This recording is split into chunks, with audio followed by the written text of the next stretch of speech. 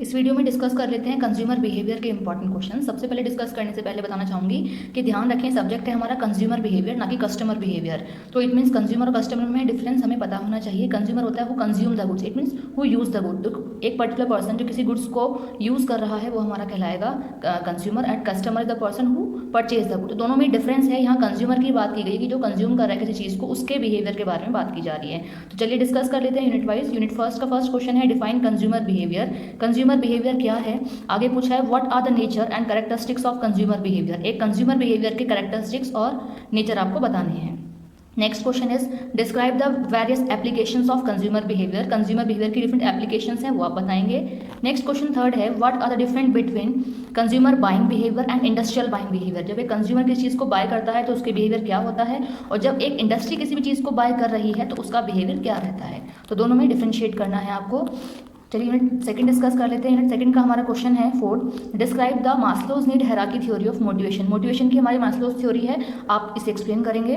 Next question is what is personality. Describe the features and factors affecting personality. Personality क्या है, उसके features और उसके फैक्टर्स बताने हैं जो अफेक्ट करते हैं पर्सनालिटी को। Next question is describe learning. Learning क्या है and describe the major theories of learning. Learning की कुछ थ्योरीज दे रही हैं, जैसे ऑपरेंट कंडीशनिंग थ्योरी है, क्लासिकल कंडीशनिंग थ्योरी है। तो जो भी इसकी थ्योरीज हैं आप एक बार उनको भी एक बार देख लेंगे।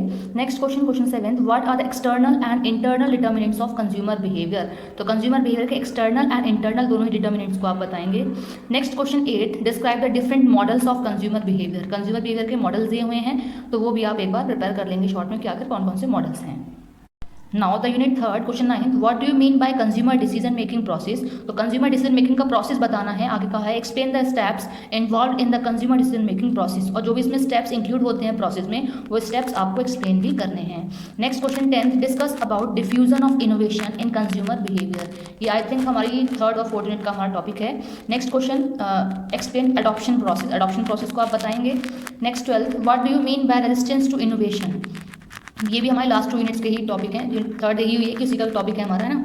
तो यूनिट फोर्थ है question 13, what is consumer involvement. Consumer involvement क्या है and what are the roles of consumer involvement. एक कंज्यूमर के इन्वॉल्व होने के क्या रोल्स हैं वो बताएंगे आप। Next question 14, what is consumer satisfaction. Consumer satisfaction क्या है। जब एक कंज्यूमर किसी गुड्स को यूज़ कर रहा है और अगर उस पर्टिकुलर गुड्स में सेटिस्फाई रहता है, उसकी नीड्स वो फुलफिल कर रही होती है, तो हमारा कंज्यूमर सेटिस्फेक्शन है। Next question 15, describe the interdisciplinary approach of consumer behaviour. तो आपको इंटरडिसिप्लिनरी अप्रोच बतानी है कंज्यूमर बिहेवियर की।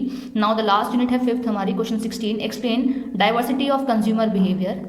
Next is explain consumer behaviour in Indian perspective. India के पर्सपेक्टिव पे आपको कंज्यूमर बिहेवियर बताना है।